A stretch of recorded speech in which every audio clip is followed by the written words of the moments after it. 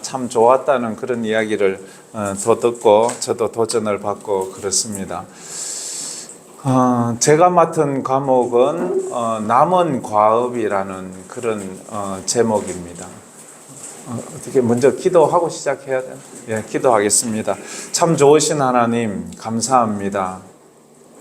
하나님 오실 그날이, 주님 오실 그날이 가까우면서 또 복음이 전해지지 않은 그곳을 바라보는 마음들이 모여 그 남은 과업을 성취하고자 오늘도 시간을 내었습니다.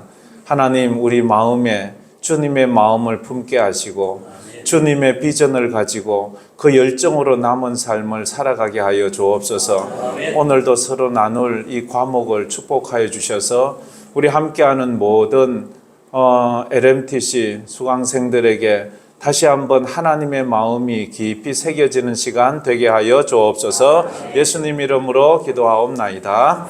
아멘. 남은 과업입니다. 그 다음에 보면 예수 그리스도께서 주신 사명 중에 남은 과업은 무엇일까? 남은 과업, 남아있는 숙제 같은 거지요, 그죠? 그 예수님께서, 제가 그 옆에 페이지를 요래 적어 놓았습니다. 페이지 727페이지는 그 참조하면 그 내용이 그대로 좀 있습니다. 예수님께서 주신 과업은 매우 구체적이에요. 그저 두루뭉실해서 뭘 말하는 건가 이걸 모르는 게 아니고 아주 구체적인 거예요.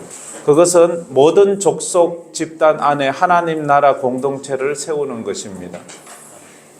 모든 족속 안에 하나님 나라의 공동체, 이게 뭐예요? 교회를 세우는 거지요. 그게 마태복음 28장 19절 20절에 다 같이 한번 읽어봅시다. 그러므로 너희는 가서 모든 민족을 제자로 삼아 아버지와 아들과 성령의 이름으로 세례를 베풀고 내가 너희에게 분부한 모든 것을 가르쳐 지키게 하라. 볼지어다 내가 세상 끝날까지 너희와 항상 함께 있으리라 하시니라. 아멘. 저기 보면 너희는 가서 모든 민족을 제자로 삼아, 이게 개역 개정판인데 개역판에는 모든 족속을 제자로 삼아 이렇게 나와 있습니다. 어떨 때는 개역판이 좀 더 은혜로울 때도 좀 많습니다.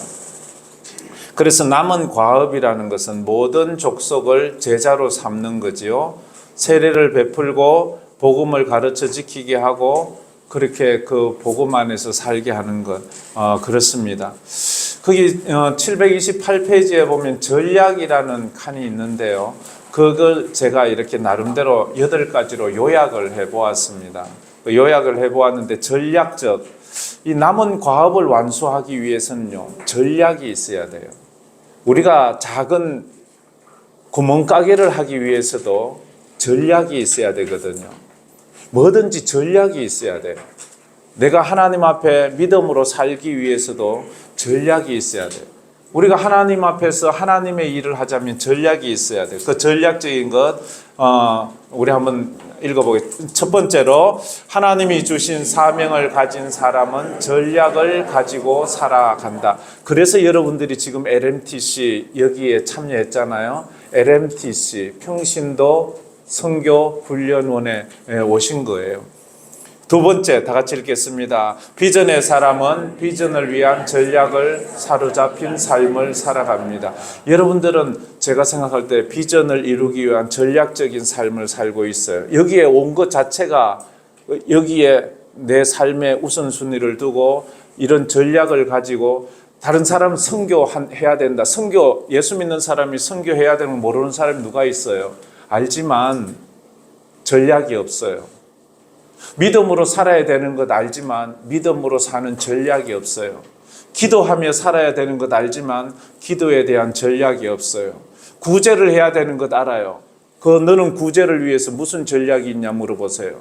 전략이 없어요. 자기가 공부를 잘하는 아이들의 특징이 바로 그거예요. 전략이 있다는 거예요. 자기만의 전략을 가지고 있어요. 선진국이 될수록 모든 전략이 있어요. 사회 각 분야마다 그 전략적인 것을 조직을 만드는 거예요. 조직. 여러분도 이 일을 위해서 조직을 만들어야 돼요. 선교위원회가 있어야 되고 또 뭐 그에 따른 다른 위원회들이 있어야 돼요. 세 번째, 전략을 가진 사람은 막연히 꿈만 꾸지 않는다. 꿈꾸는 사람만 되어서는 안 돼요.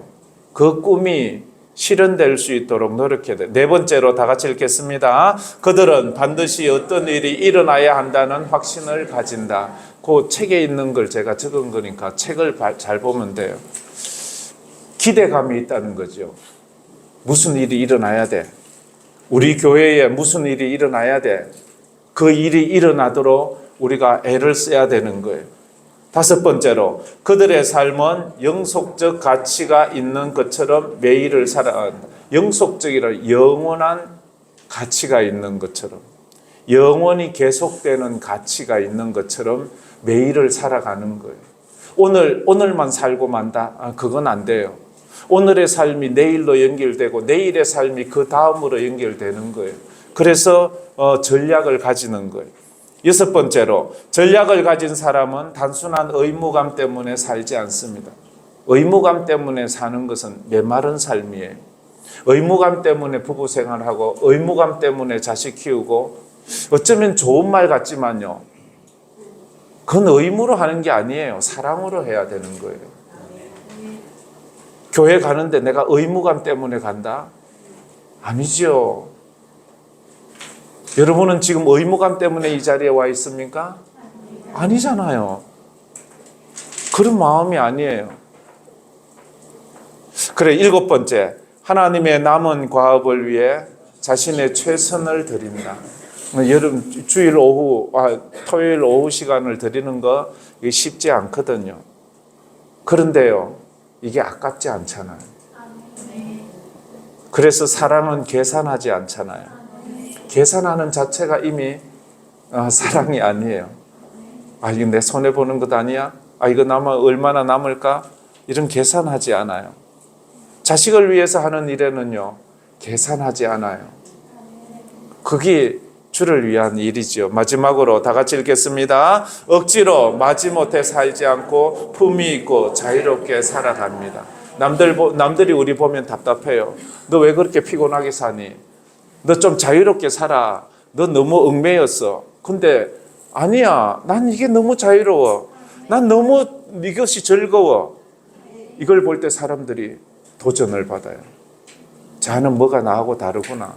수준이 다르네. 이렇게 말하는 거예요. 선교는 하나님의 비전에 동참하는 것입니다. 다 같이 읽어봅시다. 선교는 하나님의 비전에 동참하는 것이다. 하나님의 비전이 뭘까요? 하나님의 비전은 우리가 잘 먹고 잘 사는 게 아니에요.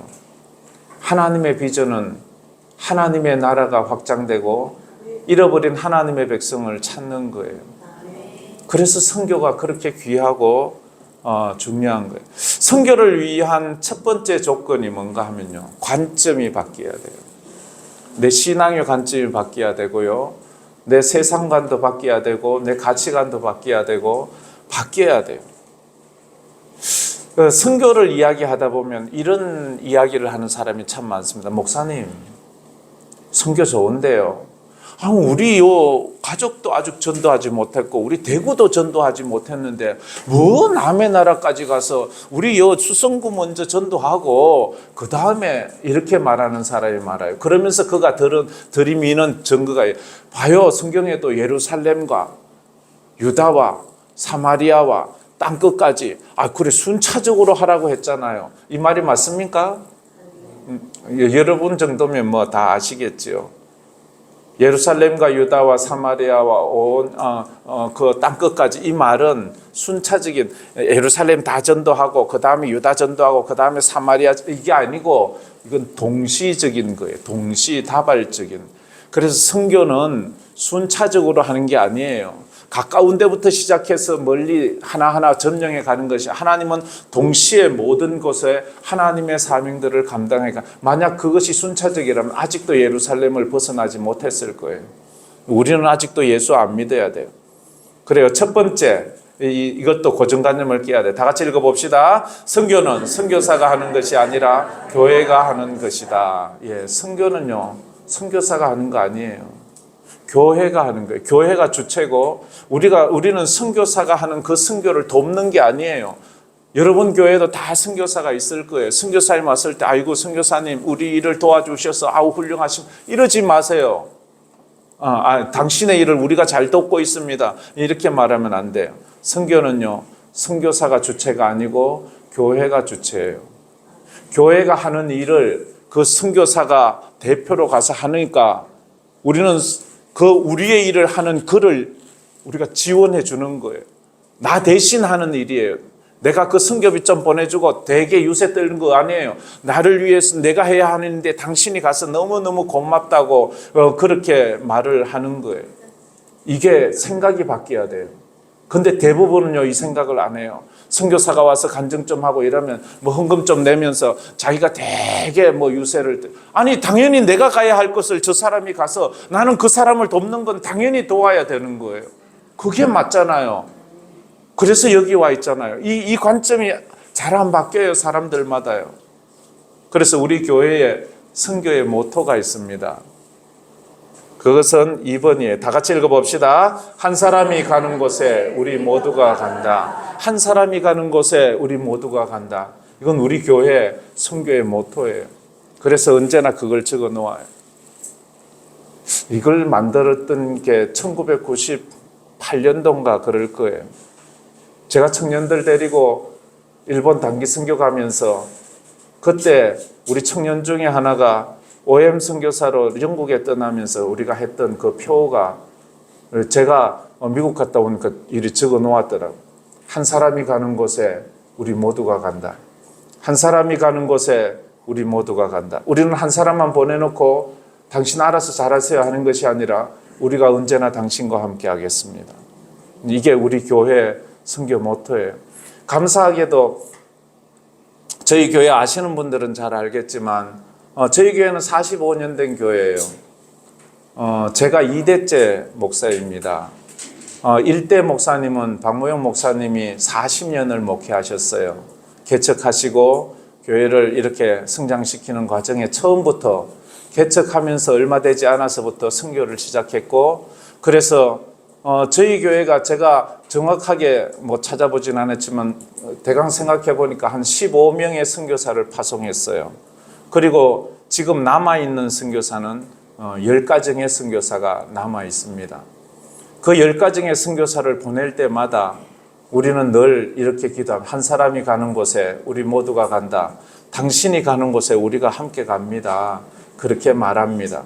그래서 그 선교사님들을 언제나 이렇게 지원하고 함께하는 것을 기쁨으로 여깁니다.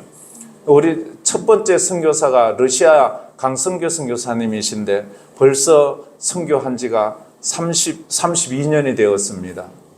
32년, 1992년 9월 달에 그렇게 보냈는데 벌써 30주년이 넘었지요.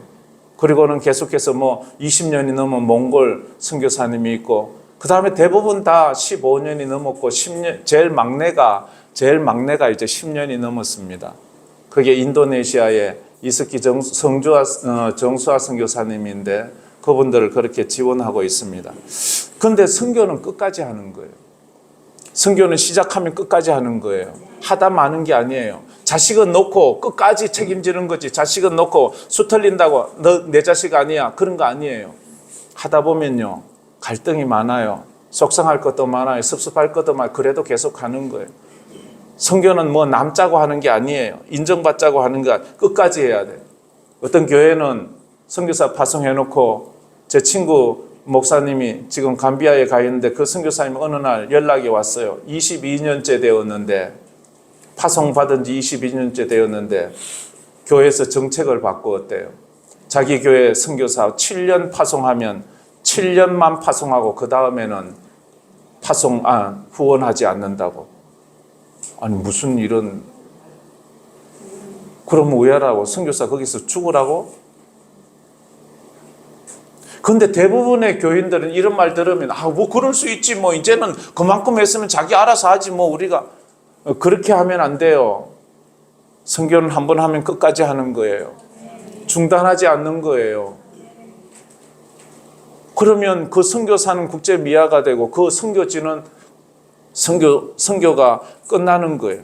그래서 선교는 삶이에요. 다 같이 한번 따라해 봅시다. 선교는 삶이다. 선교는 삶이에요. 선교는 사명을 넘어서 삶이에요. 삶은 사명보다 더 중요해요. 여러분은 사명으로 살아가고 있나요? 그냥 살잖아요. 사는 것은 사명보다 더 중요해요. 선교는요, 사명으로 하지 마세요. 그게 삶으로 하세요. 그게 연결돼야 돼요. 그렇지 않으면 여기 와서 머리만 키우고 가서 뭐 나도 선교 좀 배워봤는데 뭐 나도 선교 좀 아는데 뭐 이러면서 엉뚱한 소리 하는 거예요. 선교는 삶으로 하는 거예요. 예수는 삶으로 믿는 거예요. 그게 안 되면 썬데이 크리스찬이 되는 거예요. 주일만 와서 거룩하고 그 다음엔 전혀 관계없는 삶을 사는 거예요. 그래서 선교는 삶이기 때문에 혼자 하는 게, 내 삶은 내 삶에서 끝나지 않아요. 내가 남긴 삶을 또 누군가가 이어가야 돼요. 릴레이가 돼야 돼요. 릴레이. 선교는 한 사람이 끝낼 수 있는 게 아니에요.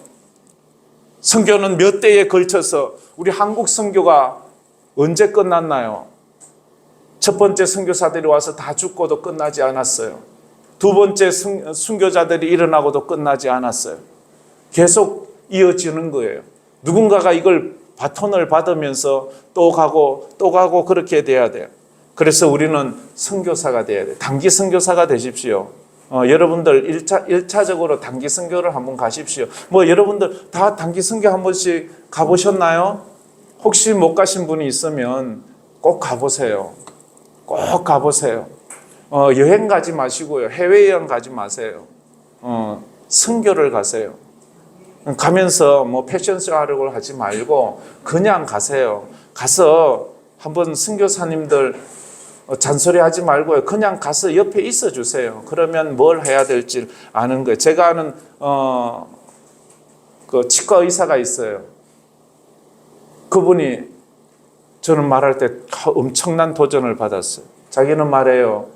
자기는 평생 100번의 단기 선교를 갈 겁니다. 100번. 1년에 한 번이면 100년인데. 당신이 어떻게? 내가 보니까 거의 이제 60이 다 돼 가는데. 그러니까 이 사람은 그걸 채우기 위해서 1년에도 몇 번씩 가는 거예요. 이 사람은 단기 선교 가기 위해서 일해요. 단기 선교 가기 위해서 달력을 봐요. 언제쯤 갈까?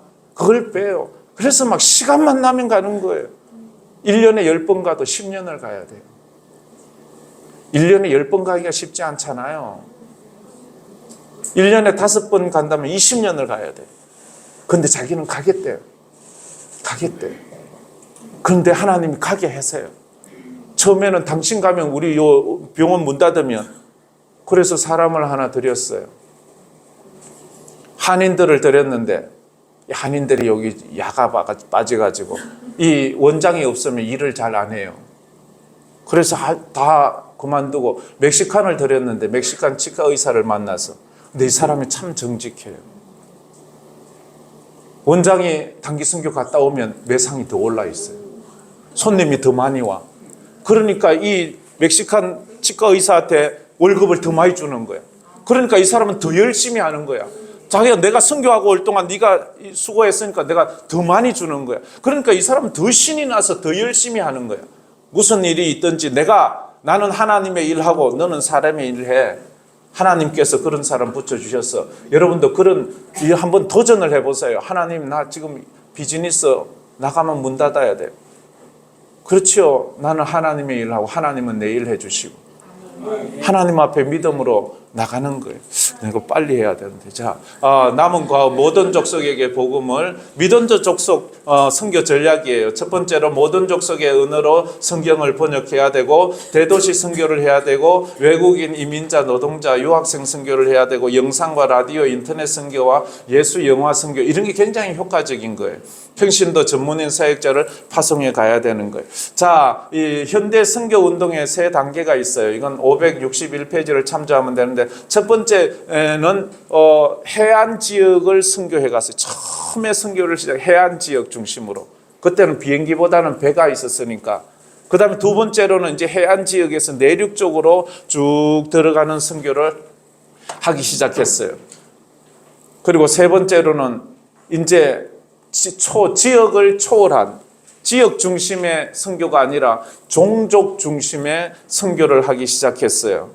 그래서 그 종족 중심 뭘 하면 주로 OM 선교사라고 있는데 들어보셨는지 모르겠어요.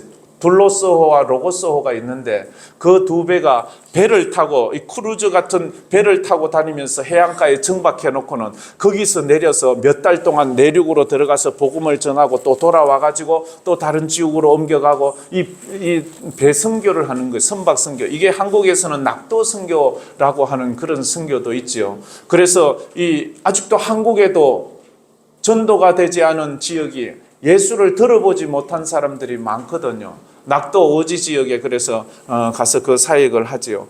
이런 선교를 하는데 미전도 종족이란 무엇인가? 이 종족이라는 것은 오늘 제가 미전도 종족에 대해서 좀 강조할 건데요. 종족은 동일한 언어와 문화를 지닌 인종학적인 집단을 말해요. 그런데 미전도 종족이라는 것은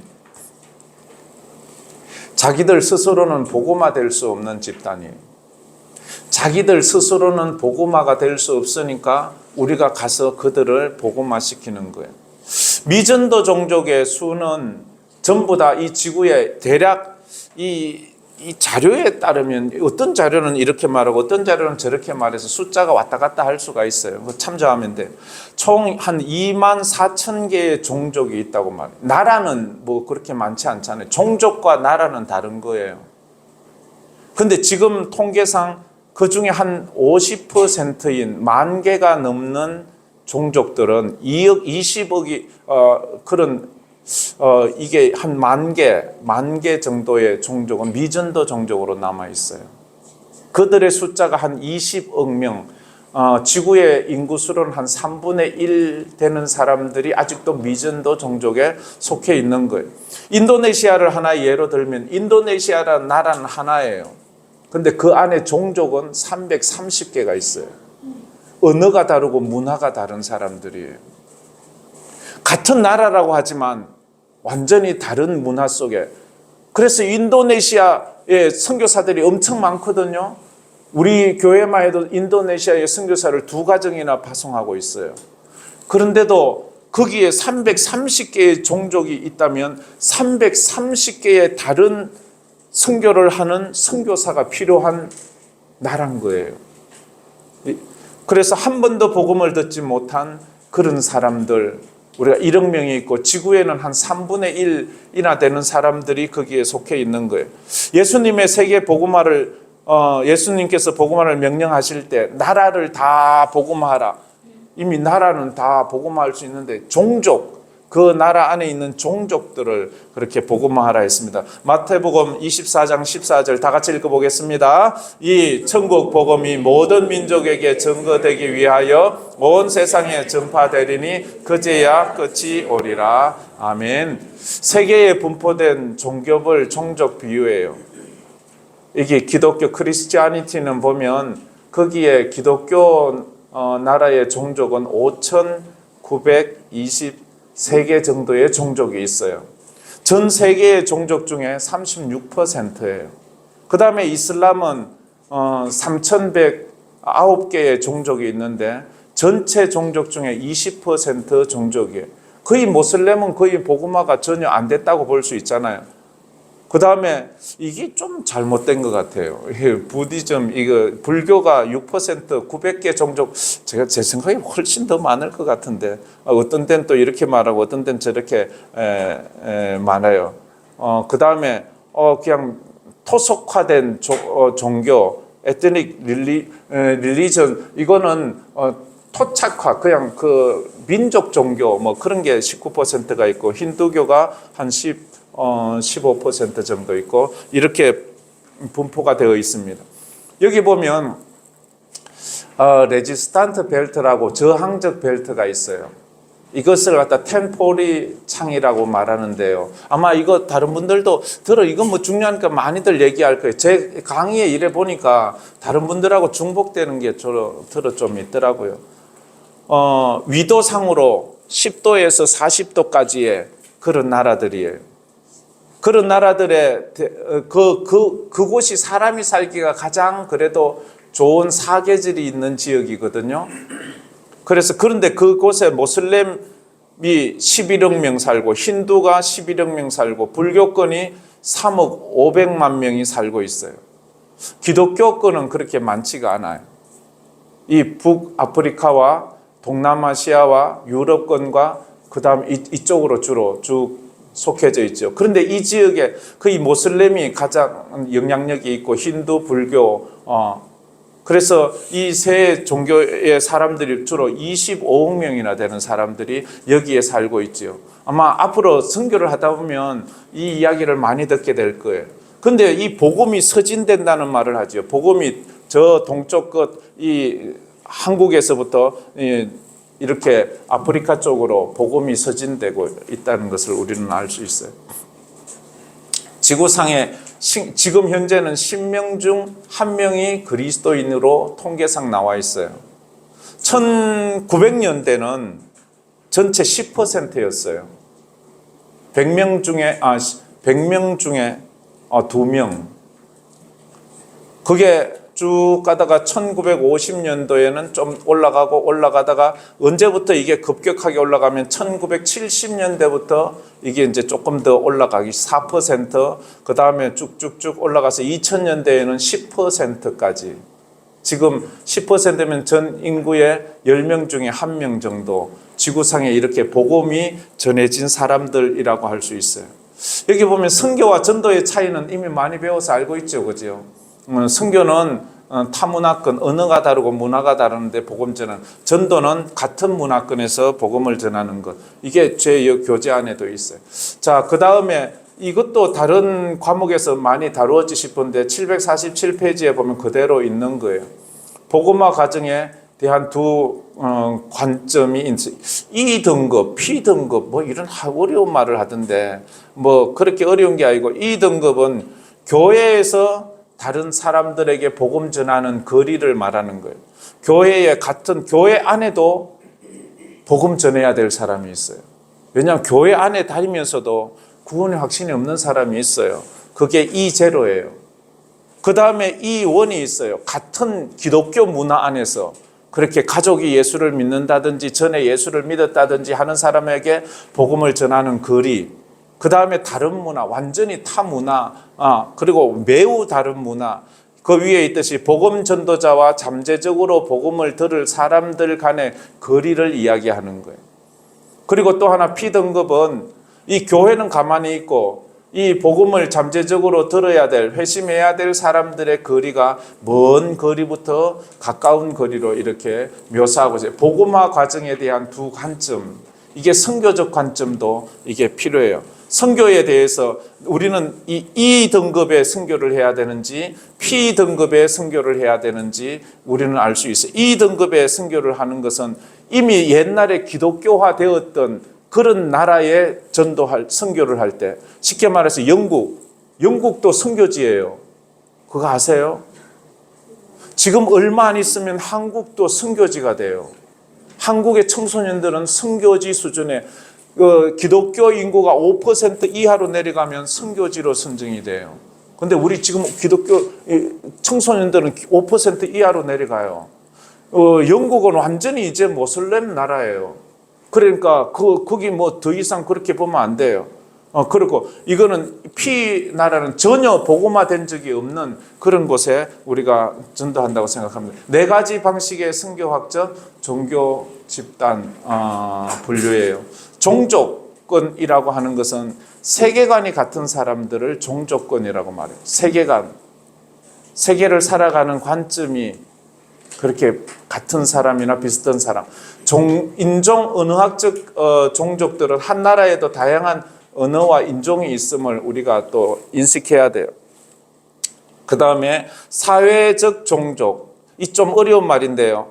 사회적 종족, 사회 안에도 종족을 나눌 수 있다.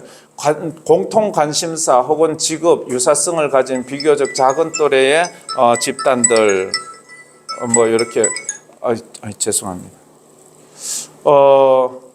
쉽게 말하면 이 종족이라는 개념이 요즘 이렇게 어느 한 공통 관심사, 공통적인 아픔을 가진 사람들, 그런 사람, 쉽게 말하면 세월호 피해자들은 같은 집단이 돼버렸어요.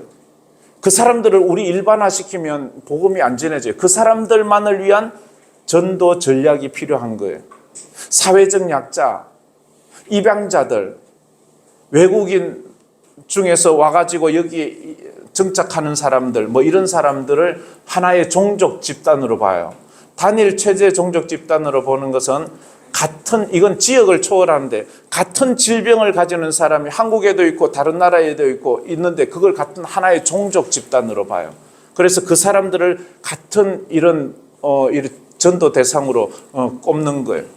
전쟁이 일어나는 지역, 재앙이 일어나는 것, 지진대가 같어, 뭐 이런 거. 독거 노인들. 노인이라고 다 똑같지 않잖아요. 독거 노인들을 위한 그런 우리의 아이디어지요. 난민들. 한국에는 난민이 잘 없어요. 한국은 이 배타적이거든요. 좀 많이 받아줘야 되는데 그냥 바다를 떠돌던 그 사람들은 어떻게 해야 돼요? 이 베트남의 보터피플들 얼마나 많이 바다에서 죽어요. 아무도 안 받아주니까 바다에서 풍랑 만나 죽는 거예요. 성소수자들을 우리가 옳다고 말해주지는 못하지만 그들도 우리가 전도해야 될 전도의 대상이에요. 그런 것들을 우리가 봐야 돼요. 이 복음적 관점의 종족이란 복음을 전하는데 방해되는 장벽들을 만나지 않는 집단을 복음을 전하는데 장벽이 있으면 이미 그건 다른 종족이에요. 같은 말을 쓰고 같은 사회에 있어서도 복음을 전하는데 우리가 예수 믿읍시다 이렇게 합시다 하면 그건 당신들 이야기고 나같이 하루 벌어 하루 먹는 사람은 나하고 관계 이러면 그 사람은 다른 전도 전략이 필요하다는 거죠. 그게 우리가 좀 필요해. 그 다음에 요거는 752페이지를 한번 읽어보면 또 충분히 하는데 그 중간에 있는 선교학적 돌파에 대해서는 한번 읽어보았으면 좋겠어요. 우리 잘 보입니까? 안 보이면 읽지 말고 보이면 다 같이 한번 읽어봅시다. 선교과업은 선교사들이 이 땅의 모든 사람에게 직접 복음을 선포해야만 하는 것이라고 이해해서는 안 된다. 선교과업은 모든 종족에서 복음 운동이 시작되게 하는 것이다. 궁극적으로는 자기 종족 집단 내에 누군가에게 먼저 복음을 듣고 전달하는 그 복음을 듣도록 해야 땅의 모든 종족이 복음화되는 개념이다. 이렇게 말한 이게 무슨 말인가 하면요. 그 종족별로 그 안에 복음이 들어가야 되는 거예요. 나라에 아까 말했던 인도네시아에 복음이 전해졌어요. 선교사들이 많아요. 그런데 그 종족에는 안 들어갔으면 아직도 이게 선교를 해야 되는 거예요. 그 종족별로 선교학적으로 그걸 돌파라고 말해요. 뚫고 들어가는 걸 말하지요. 우리가 뚫고 들어가는 것, 그걸 갖다가 그렇게 표현을 합니다. 도시 선교, 자 779페이지에 있는데 기독교 선교의 새로운 미개척지, 기독교 선교, 이 도시 선교의 최초의 시작자가 누군가 하면은 사도 바울이에요. 사도 바울은 어디 가든지 그 도시 중심, 사람들이 제일 많이 모이는 데서 복음을 전했어요. 그래서 마지막으로 로마를 전도하는 것이 그의 비전이고 꿈이었어요. 그래서 어디를 가나 선교사님들이 그 수도에 가장 많이 있어요. 왜? 수도를 복음화하면 거기에서 모든 지역으로 다 이렇게 선교사들이 파급돼 가기 때문에 그러는 거예요. 그런데 이 도시 선교의 실제적인 문제들이 있어요. 첫 번째는 빈곤이에요. 도시가 사실은 굉장히 화려하잖아요. 화려한 불빛 속에 그늘진 곳이 있는 거예요. 정말로 농어촌에서는 굶어 죽지는 않아요. 그런데 도시에서는요, 굶어 죽어요. 농어촌에서는 이슬은 안 맞아요. 초라한 집이라도 집이 있어요. 도시에서는요, 집이 없어 길거리에서 노숙하는 사람들이 많아요. 그래서 이게 도시의 양면성이에요. 굉장히 화려하지만 굉장히 우울해요. 도시, 미국만 해도 가면 대도시에 홈리스들이 제일 많아요.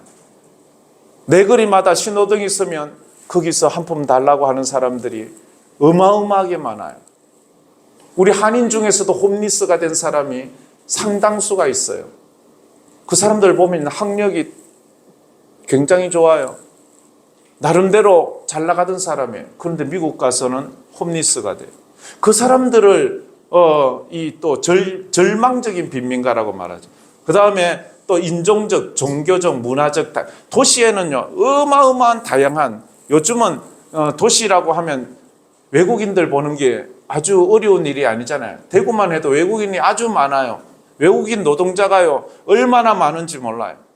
정말 여기는 뭐 정말 외국인 땅인가 싶을 정도로 많아요.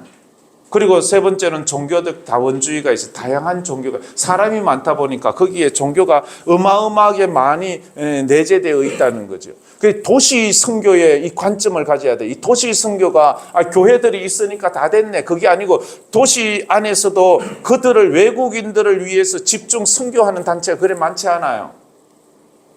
그리고 이 도시 안에서도 특별한 질병을 가진 사람들을 선교하는 사람들이 그렇게 많지 않아요. 호스피스 사역 이제 뭐 많이 좋아졌지만 그런 사역들이 많이들 일어나야 돼요. 그 다음에 도시를 선교지로 인식하지 않았어요, 옛날에는. 근데 요즘은 이제 많이 인식을 하지요. 도시도 선교지로 인식을 해야 되는, 뭐 아이디어를 생각하면 끝도 한도 없이 일어나요. 그 다음에 근데 문제는 많은 비용이 필요해요. 땅값이 너무 비싸고 인건비도 너무 비싸고 생활비도 너무 비싸서 도시에서 선교하기란 참 어려운 거예요. 이런 문제들이 있어요. 그래서 원래 이 지구는 이 한국만 해도 원래 농촌이 많았잖아요. 도시는 작았잖아요. 근데 이것이 농촌과 도시가 역전된 것이 세계적으로 2007년도예요. 2007년도에 도시와 농촌이 지방화가 변화되면서 세계가 점점 대도시화돼요. 대도시에 살지 않으면 이제 살아남지를 못해요. 지금 한국은 이것이 뒤집어진 지가 오래되고 농촌엔 빈집이 많고 농촌엔 젊은이가 없고 농촌엔 아이들도 없고 농촌엔 학교도 없고 농촌엔 병원도 없고 농촌엔 아예 없어요. 밤 되면 깜깜한 이북 같아요. 도시만 반짝반짝해요. 이게 이제 문제가 되는 거죠. 전 세계적으로도 이렇게 도시와 집중, 나머지 땅은 넓어요. 한국도요. 여행해 보세요. 땅 넓어요. 빈 땅이 너무 많아요. 근데 땅이 없대요. 안 가서 그렇지요. 이런 약점들이 있어요. 도시 선교에 참여하기 위한 단계가 있어요. 첫 번째, 한번 다 같이 읽어봅시다. 성장하라. 영적 시야를 넓히고 교회 관련 관심사와 사역의 영역까지 성장해 가야 돼요. 우리가 성장해 가야 돼요. 도시를 어떻게 해야 돼요? 여기서 시작하고 그리고 또 선교지에서도 이 사역을 해가도록 해야 돼요. 그 다음에 참여해야 돼요. 조직화된 교회 선교 사역에 참여해야 돼요. 이게 참 쉽지를 않아요. 저 자신도 이게 나는 내 교회만 섬기기도 힘든데 어떻게 다른 도시를 섬길 수 있을까 이런 고민들을 많이 하는데 여러분들은 저희 목회자들보다 더 넓은 마음으로 현장에서 사니까 그런 것들을 알아갈 거예요. 배워야 돼요. 그 다음에 도시 선교 사역에 대한 강좌나 책을 읽고 배워 나가야 돼요. 이런 걸 하다 보면요, 비즈니스 아이디어도 무궁무진하게 생겨요. 우리 신앙인들이 그래서 앞서가는 거 같아요. 탐구해야 돼요. 특정한 도시를 연구하고 조사해 가야 돼요. 그 다음에 기도해야지요. 도시를 위한 기도 사역을 개발하고 기도를 하는 게 얼마나 중요해요. 기도하면 아이디어가 막 생겨요. 기도를 따라서 하나님이 아이디어를 주는 거거든요. 노숙자 사역을 위해서 기도하세요. 빈민가 돌봄 사역을 위해서, 어린이 사역을 위해서, 노인 사역을 위해서, 장애인 사역을 위해서 이런 걸 기도하다 보면 무슨 사역이 더 효과적이고 어떻게 해야 되는 건지 그걸 알 수 있잖아요. 그래서 기도를 하다 보면 아이디어가 생기고 그 기도가 아이디어 된 것을 추진하다 보면 하나님이 함께 하시고 역사하는 것을 우리가 볼 수 있어요. 세계 선교의 미완성 과제는 복음을 접한 인구는 전체 지구 인구의 73.1%예요. 근데 그중에 기독교 인구는 33%밖에 되지 않아요. 그 다음에 선교 사명을 가진 기독교인은 전체의 10%밖에 되지 않아요. 아마 여러분들도, 여러분 교회도 이래 보면 저희 교회도 뭐 열심히 선교한다고 하지만 선교위원회 회원으로 있는 사람은 그렇게 많지가 않아요. 매달 선교 헌금을 정기적으로 내고 있는 사람이 그렇게 많지 않아요. 300명이 안 돼요. 그리고 기독교 인구 3,000명당 1명이 선교사로 나가고 있어요. 그리고 선교사에게 목적 헌금을 드리고 있는 사람은 1.8%예요. 수익이 1.8%. 116개 도시, 5만 명 이상 도시에 교회가 전혀 없어요. 116개, 전 세계적으로 아주 적지 않은 도시거든요. 단 하나의 교회가 없는 종족이 1236개 종족이에요. 그 다음에 성경이 번역되지 않은 언어는 한 5,000개예요. 이게 6,800은 전체 언어를 말하는 거예요. 성경 번역 현황은 6,858개의 언어가 이 세상에 있다고 지금까지 밝혀져요. 이거보다 더 많을 수도 있어요. 여기서 성경이 신구약이 다 번역된 언어는 5%밖에 되지 않아요. 366개 언어예요. 그 중에 대한민국 언어가 있어요. 얼마나 감사해요. 그리고 신약만 번역된 데가 13%예요. 928개 언어예요. 그 다음에 쪽복음이 그러니까 뭐 요한복음이라든지 마가복음이라든지 뭐 이렇게 하나씩만 있는 것 그런 게 13%예요. 918개의 언어예요. 그 다음에 이제 아직도 번역되지 않고 번역이 필요하고 아직도 조사 중에 있는 게 한 5,000개 정도 돼요. 나라로 보면은 아닌 것 같은데 언어로 보면 완전히 이게 상황이 달라지고 있어요. 그래서 나도 언어에 관심이 많다면 이런 데 한번 도전해 보는 것도 좋아요. 좀 더 자세히 보면 이래요. 단편적 쪽복음이 된 데는 아시아에는 226개 언어, 아프리카에는 214개,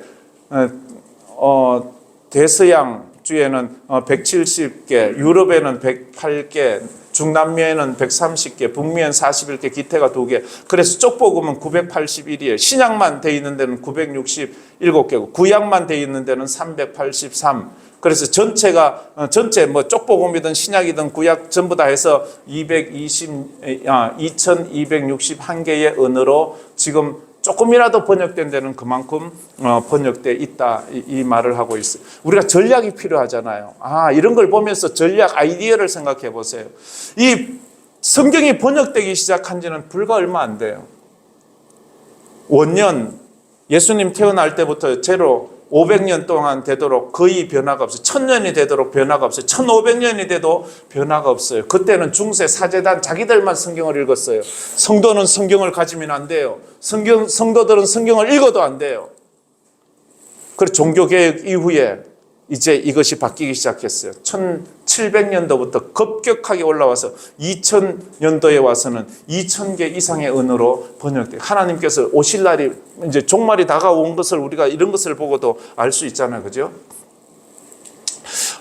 그리고 또 하나 복음 이 803페이지에 있는데 예수 영화를 상영하면서 처음엔 이런 게 무슨 효과가 있을까? 우리 어릴 때 왜 청년들이 이 시골마다 돌면서 무슨 영화 보여주고 하면 온 마을 사람들이 가서 다 보듯이 지금도 그래요. 지금도 아프리카나 동남아시아나 남아메리카나 이런 데 가면 이 예수 영화 한번 보자고 온 마을에 온 면 사람들이 다 동행돼서 그 일을 해요. 우리 선교사님 중에 아프리카 말라위 선교사님이 있는데 그분 사역 중에 이게 하나의 중요한 사역인데 한번 가서 마을에 그는 해만지만 칠흑같이 어두워지니까 아예 가로등 자체도 없으니까 그러면 그냥 아무 데나 가서 그냥 그 쏘면 벽을 향하여 쏘면 그냥 크게 사람들 온 동네 사람들이 다 나와서 보는데 그 안에 예수 영화를 보여주는 거예요. 주로 누가복음에 근거한 그 예수 영화를 많이 보지요.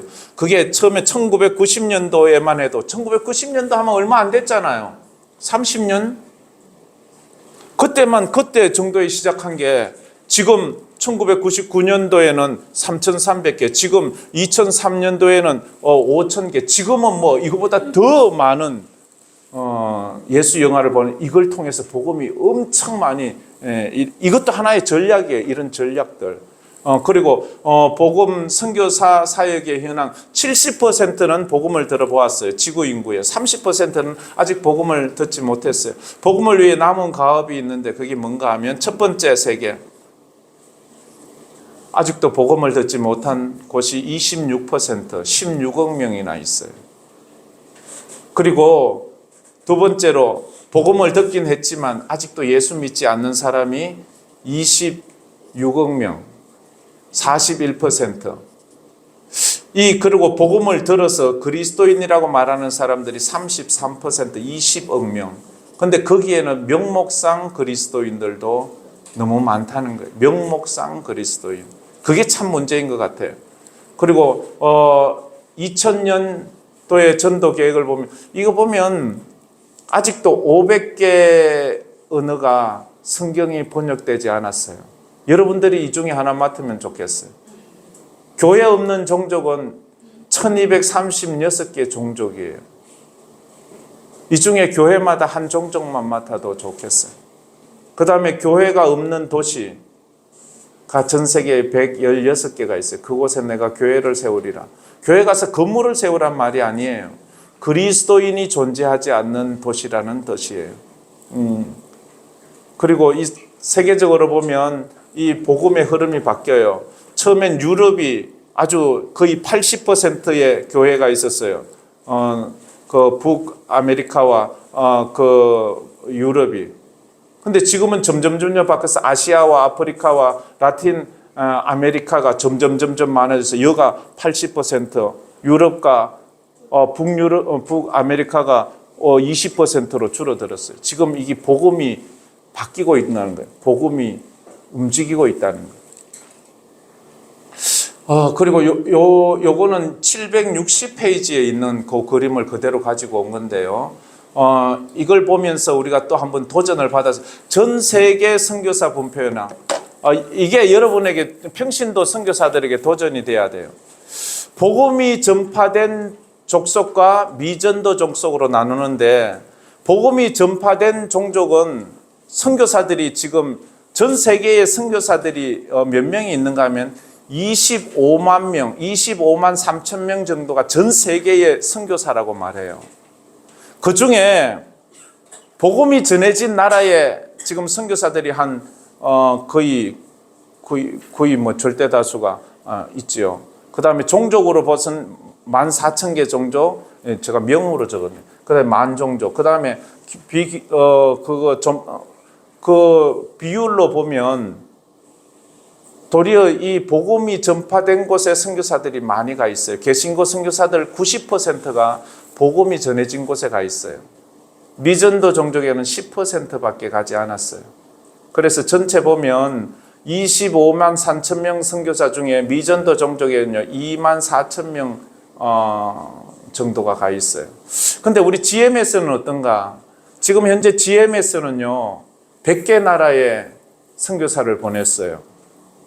1466가정을 보냈고요. 2638명의 선교사가 보내지고 있어요. 여러분들이 이거는 전문 풀타임 그런 선교사를 말하는 거예요. 우리 합동적 교회가요 11,920개 교회예요.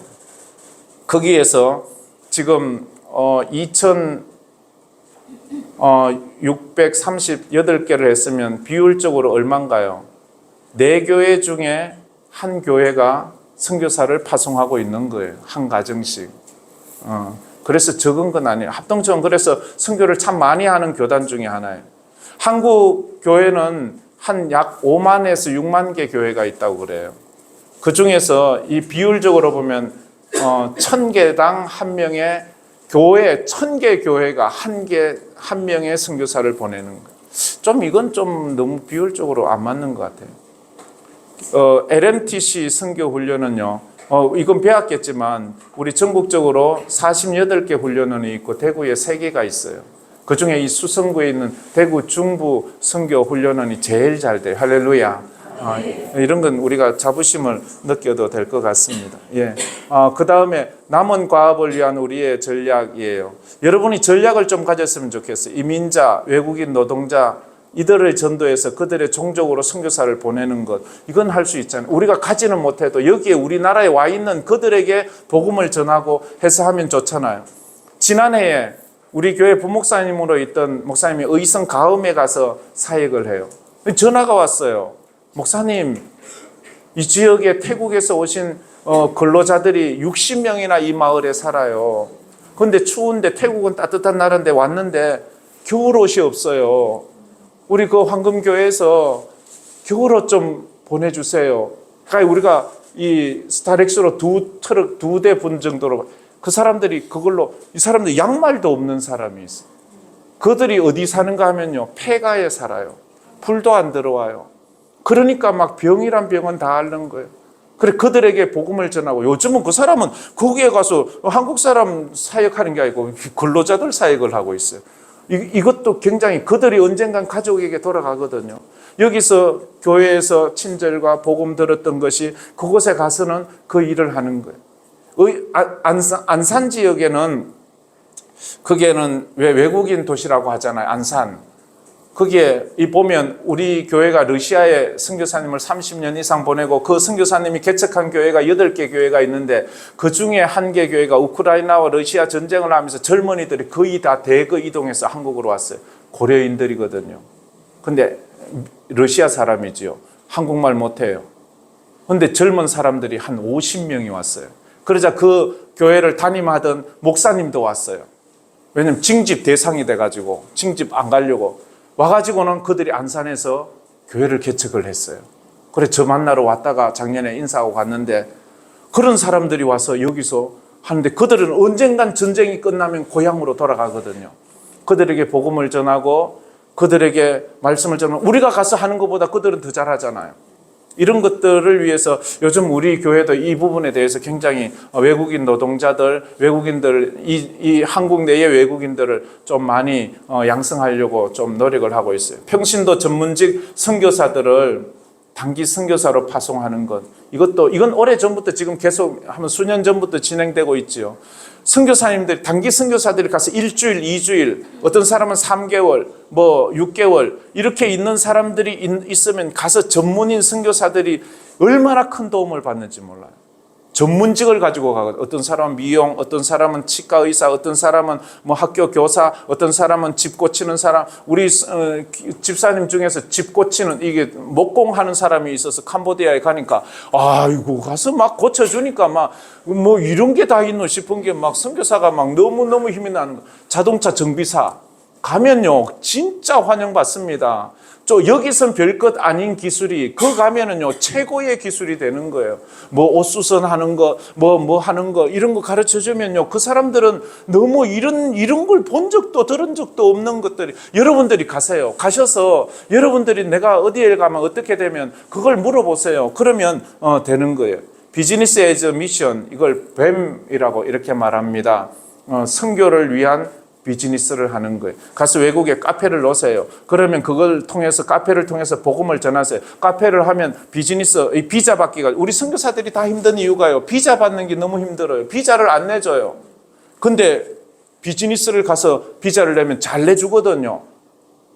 교수 하는 사람들이 가서 비자를 내면 잘 내주거든요. 가서 그곳에서 살면서 선교사를 돕는 거예요. 또 복음을 문화적으로 요즘 위성 방송, TV, 인터넷, 라디오 이런 것을 통해서 이런 사역들을 해갈 수가 있습니다.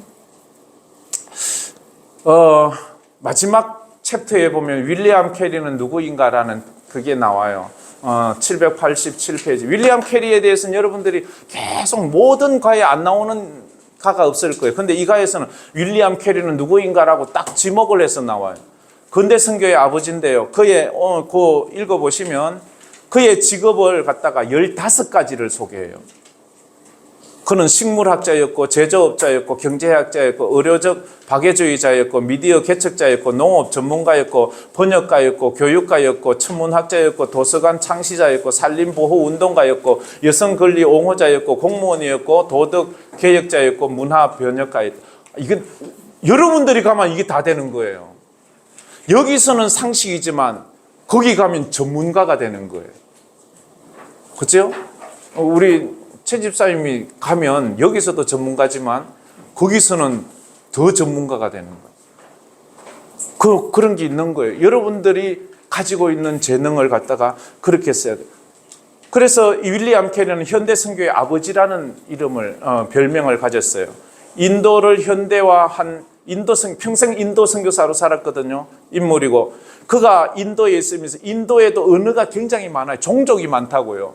윌리엄 캐리는 그 인도 언어 중에 40개가 넘는 인도의 종족 언어를 성경을 번역했어요. 이건요 인간이 할 수 있는 게 아니에요. 이게 40개 우리는 평생 살면서 성경 40번도 아니 4번도 안 읽는데 이 사람은 40개 언어로 그거를 번역해낸다는 거는 그래서 그가 윌리엄 캐리가 남긴 위대한 말이에요. 다 같이 한번 읽어봅시다. 하나님으로부터 위대한 일을 기대하라. 하나님을 위해 위대한 일을 시도하라. 하나님으로부터 위대한 일을 기대하십시오. 그리고 그것을 시도하십시오. 그 첫걸음이 여러분이 여기에 등록한 것이고 두 번째 스텝이 여러분이 단기 선교를 가는 거예요. 여러분 교회에 한번 가세요. 저희 교회가 파송한 선교사가 10가지, 우리는 파송 중심으로 합니다. 그런데 저희 교회가 협력하는 선교사가 있어요. 7가정이 있어요. 그 중에 6가정은요, 다 우리 교회 부목사님들로 계시다가 다른 교회에 가서 그 교회에서 선교사가 돼요. 이 사람들은 우리 교회 올 때 전부 다 선교에 대한 관심이 없던 부목사들, 목사들도 관심이 없어요. 근데 여기에 오보니까 계속 모든 예배 시간마다 우리 교회는 그래요. 모든 예배 때마다 새벽 예배건 모든 주일 낮 예배건 주일 오후건 수요 예배건 금요 예배건 어떤 예배건 선교사를 위해서 기도합니다. 사람들이 놀라는 거예요. 선교사를 위해서 단 한 번도 멈추지 않아요. 그 멈추면 기도 순서에서 빼버려요. 그만큼 중요해요. 그런 교회에서 다른 교회 가니까 선교를 안 하는 거예요. 우리 교회보다 더 크고 우리 교회보다 더 재정도 많은데 선교를 안 해요. 그래서 한 선교사님이 저한테 그래요. 캄보디아 선교사님. 제가 여 왜 왔는 줄 압니까, 목사님? 그래, 왜 여기 왔어요? 저하고 같이 있을 때는 선교에 관심도 없더니 이랬더니 제가 거제도 어느 큰 교회 가니까 선교를 안 하는 거예요. 그래서 이게 부담이 되어서 기도했대요. 하나님, 우리 교회도 선교하는 교회가 되게 해주세요. 막 계속 어느 날 하나님이 마음의 음성을 주시는데 네가 가라 이렇게. 네가 가라 이래. 그래가지고 이 목사님이 담임 목사님을 만나서 목사님, 우리 교회도 선교 좀 합시다 하니까 아이고 그래, 우리 교회 정도 되면 선교사 1명 정도는 구색을 갖춰놔야지. 대부분 그렇게 해요. 이게 사실이에요. 이게 현재의 사실이에요. 선교사를 구색 맞추기로 보내는 교회가 참 많아요. 그래서 자기가 갔대요. 그래 간 사람이 우리 교회 부목사 중에 6명이 있어요. 그래서 그들을 다시 다 찾아서 제가 지금 계속 매달 후원하고 있어요.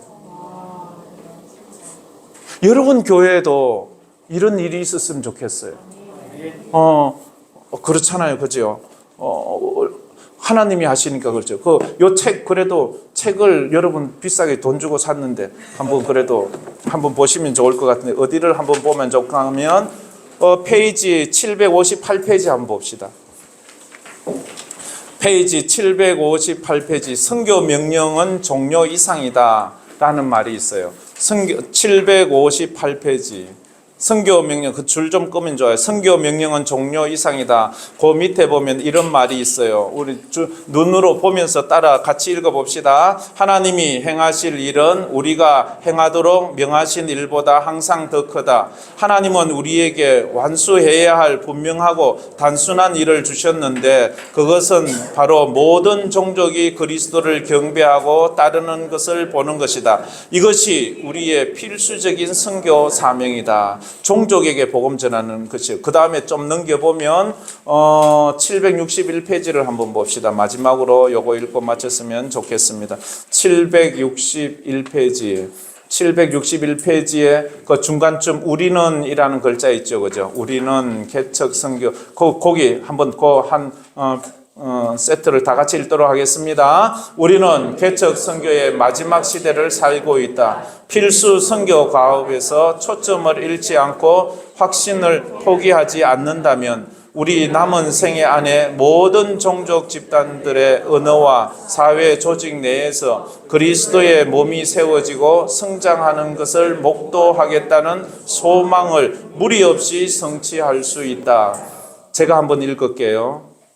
우리는 개척 선교의 마지막 시대를 살고 있다.